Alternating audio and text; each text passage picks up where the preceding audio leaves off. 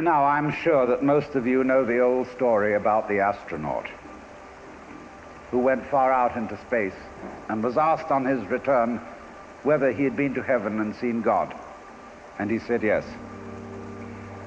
And so they said to him, well, what about God? And he said, she is black. And although this is a very well-known and well-worn story, it is very profound. Because, I tell you, I knew a monk who started out in life as pretty much of an agnostic or an atheist, and then he began to read Henri Bergson, the French philosopher who proclaimed the vital force, the élan vital, and so on. And the more he read into this kind of philosophy, the more he saw that these people were really talking about God. And I've read a great deal of theological reasoning about the existence of God, and they all start out on this line. If you are intelligent and reasonable, you cannot be the product of a mechanical and meaningless universe. Figs do not grow on thistles. Grapes do not grow on thorns. And therefore, you, as an expression of the universe, as an aperture through which the universe is observing itself, cannot be a mere fluke. Because if this world peoples, as a tree brings forth fruit, then the universe itself, the energy which underlies it, what it's all about, the ground of being, as Paul Tillich called it, must be intelligent. Now, when you come to that conclusion, you must be very careful, because you may make an unwarranted jump.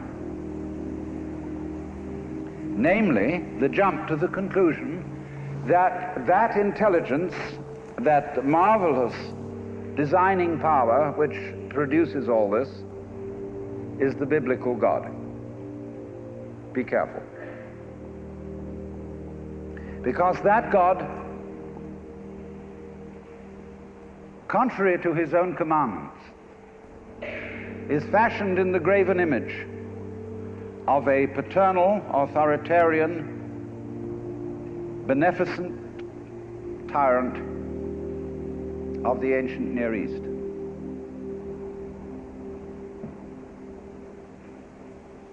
And it's very easy to fall into that trap, because it's all prepared, institutionalized in the Roman Catholic Church, in the synagogue, in the Protestant churches, all there ready for you to accept. And by the pressure of social consensus and so on, it is very natural to assume that when somebody uses the word God, it is that father figure which is intended.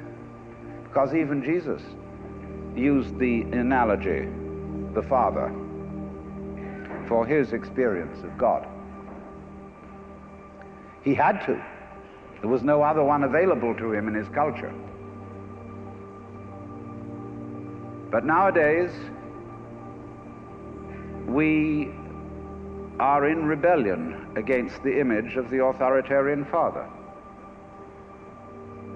Especially this should happen in the United States, where it happens that we are a republic and not a monarchy.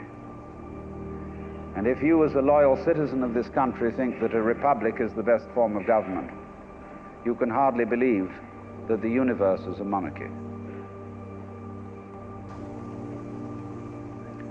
But to reject the paternalistic image of God as an idol is not necessarily to be an atheist. Although I have advocated something called atheism in the name of God. That is to say,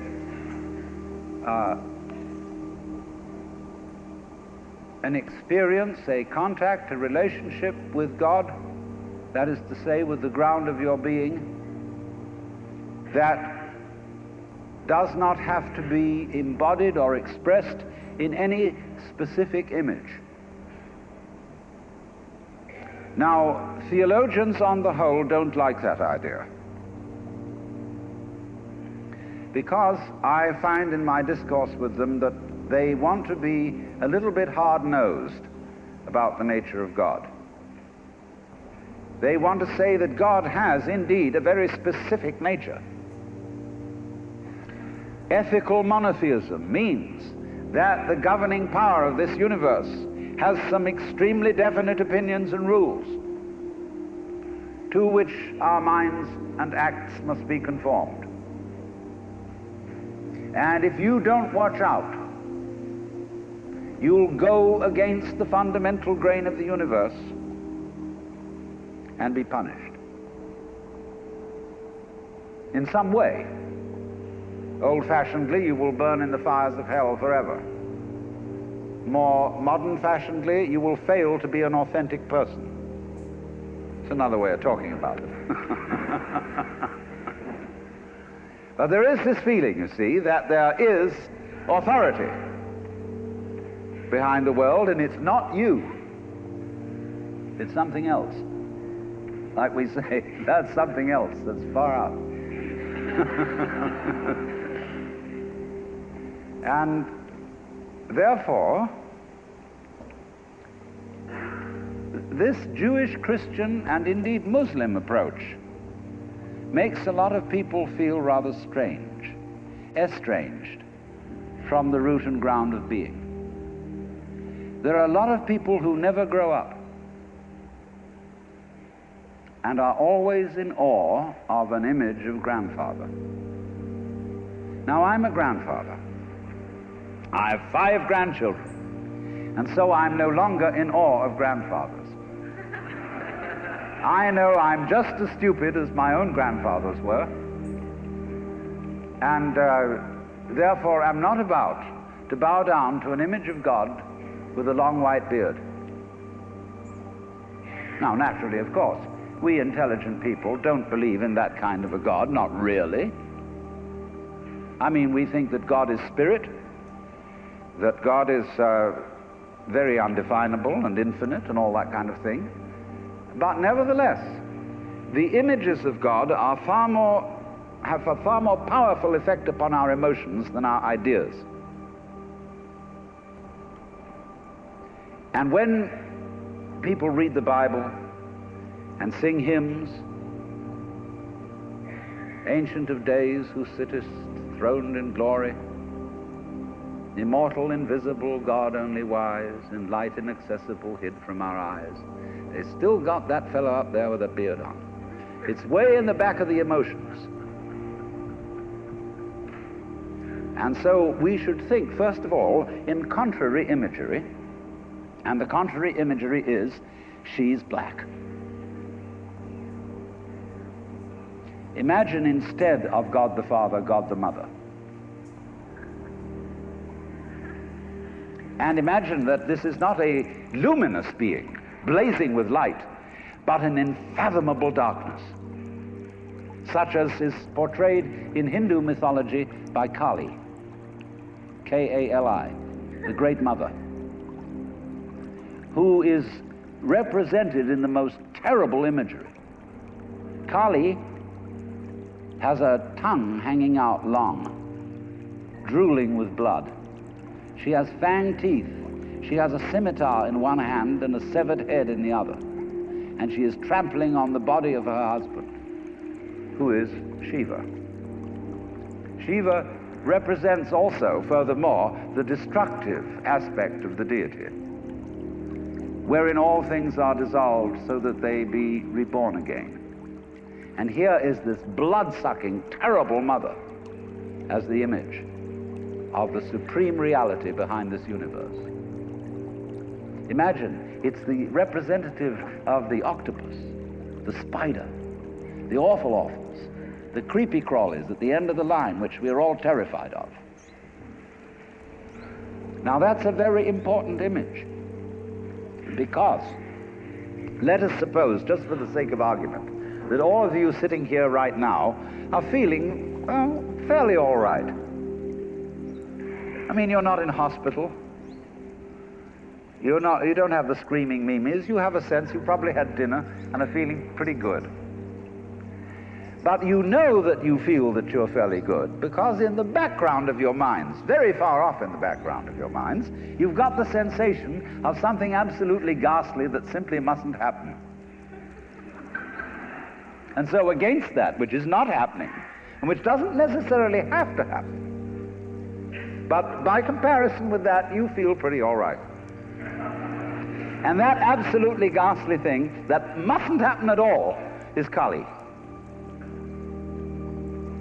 And therefore, at once, we begin to wonder whether the presence of this Kali is not in a way very beneficent. I mean, how would you know that things were good unless there was something that wasn't good at all? Now I'm not putting this forward as a final position. I'm only putting it forward as a variation, as a way of beginning to look at a problem and getting our minds out of their normal ruts. She's black.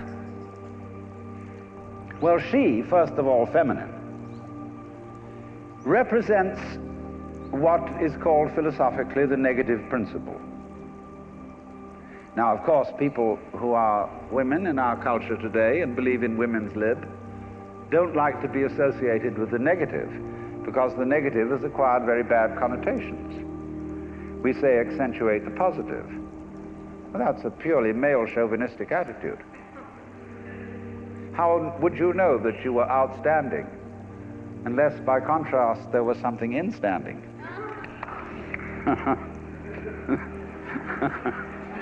You cannot appreciate the convex without the concave.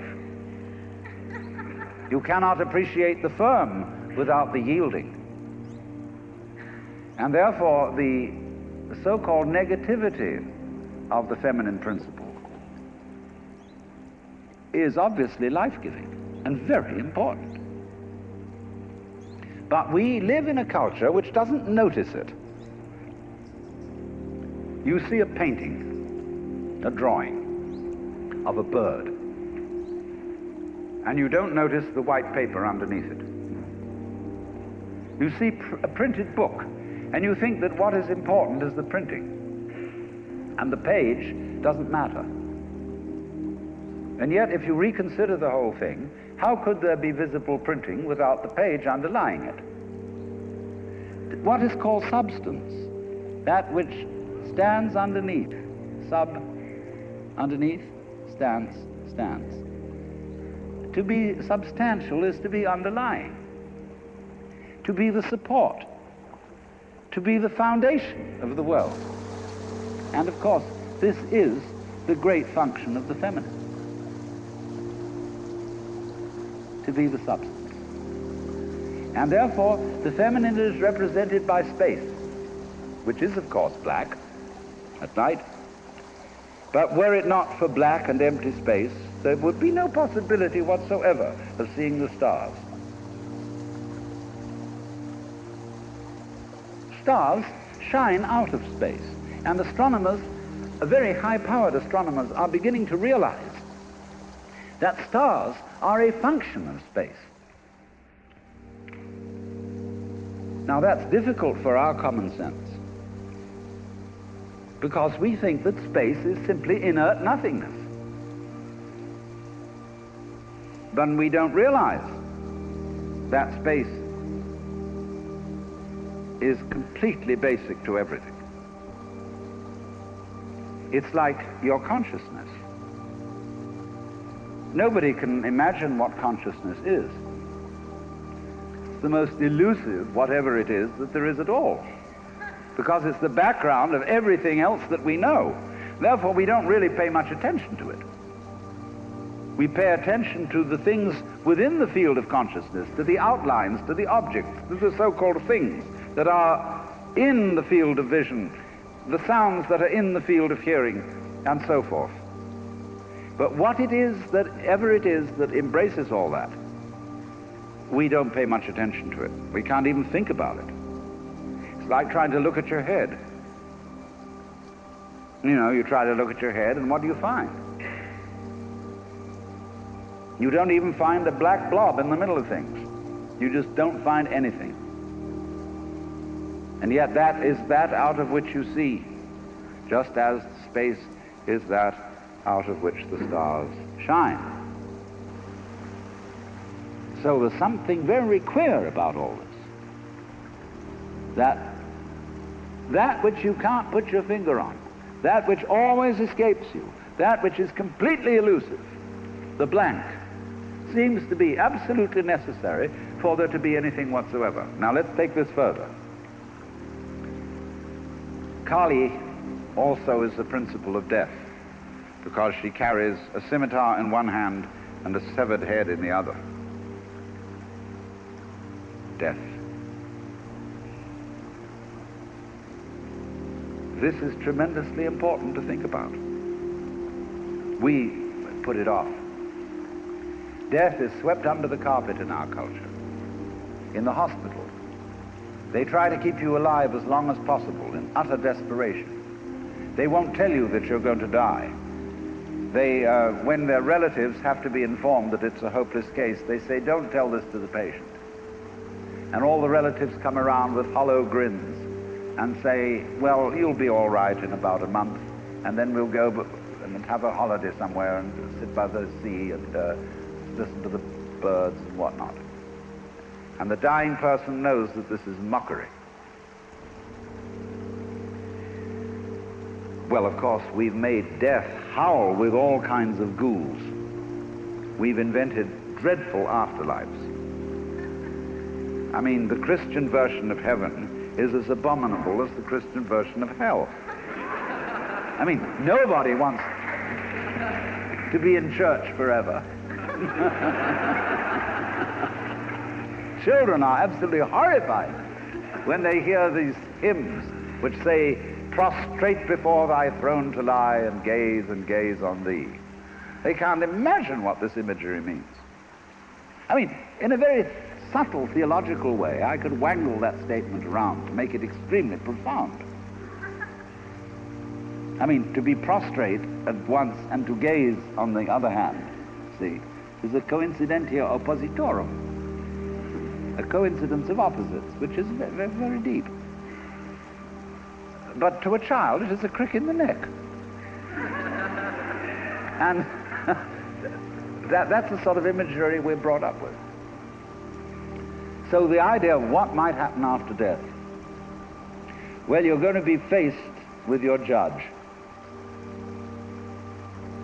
the one who knows all about you. This is Big Papa, who knows you were a naughty boy and a very naughty girl, especially girl, from the beginning of things. He's going to look right through to the core of your inauthentic existence. And what kind of heebie-jeebies may come up. Or you may believe in reincarnation, and you think that your next life will be the rewards and the punishments for what you've done in this life. And you know you got away with murder in this life. And the most awful things are going to happen next time around. So you look upon death as a catastrophe. Then there are other people who say, well, when you're dead, you're dead. Just nothing going to happen at all. So what you got to worry about? Well, we don't quite like that idea. I think, you know, what would it be like to die?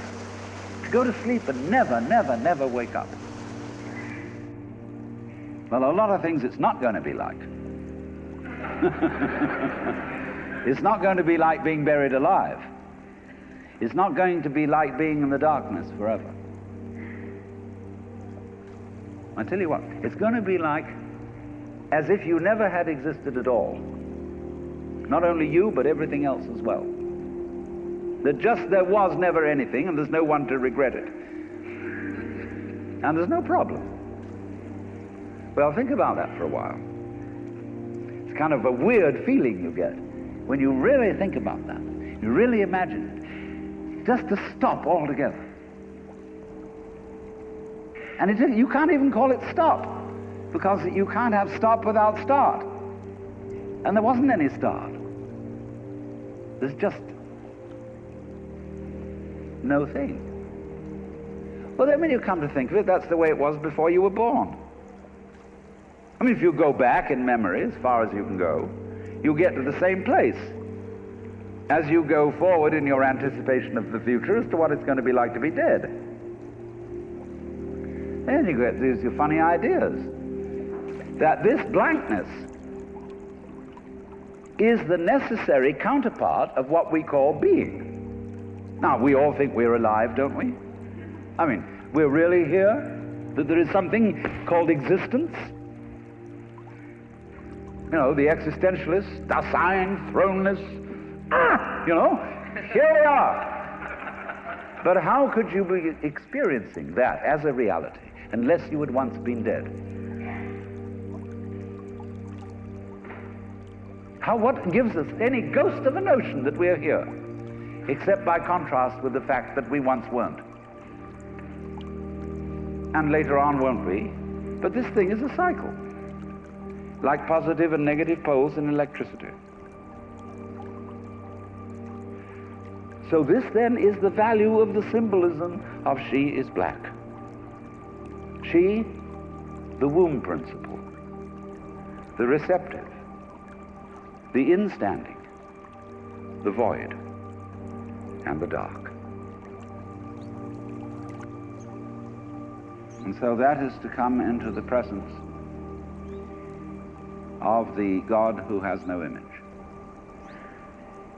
Behind the Father image, behind the Mother image, behind the image of light inaccessible, and behind the image of profound and abysmal darkness, there's something else which we can't conceive at all.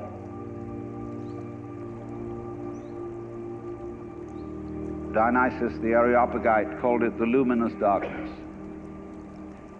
Nagarjuna called it shunyata, the void. Shankara called it Brahman, that which can only, of which nothing at all can be said.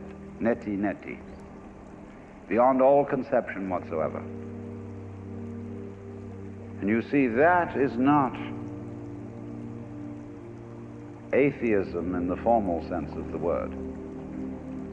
This is a profoundly religious attitude, because what it corresponds to practically is an attitude to life of total trust, of letting go. When we form images of God, they are all really exhibitions of our lack of faith, something to hold on to, something to grasp. How firm a foundation, what lies underneath us, the rock of ages, or whatever, ein feste Burg. But when we don't grasp, we have the attitude of faith. If you let go of all the idols, you will of course discover that what this unknown is, which is the foundation of the universe, is precisely you. It's not the you think you are. No, it's not your opinion of yourself. It's not your idea or image of yourself. It's not the chronic sense of muscular strain, which we usually call I. You can't grasp it. Of course not. Why would you need to? Supposing you could, what would you do with it? And who would do what with it? You can never get at it. So there's that profound central mystery. And the attitude of faith is to stop chasing it. Stop grabbing it. Because if that happens, the most amazing things follow. But all these ideas of the spiritual, the godly, as this attitude of must and we have been laid down the laws which we are bound to follow. All this jazz is not the only way of being religious and of relating to the ineffable mystery that underlies ourselves and the world.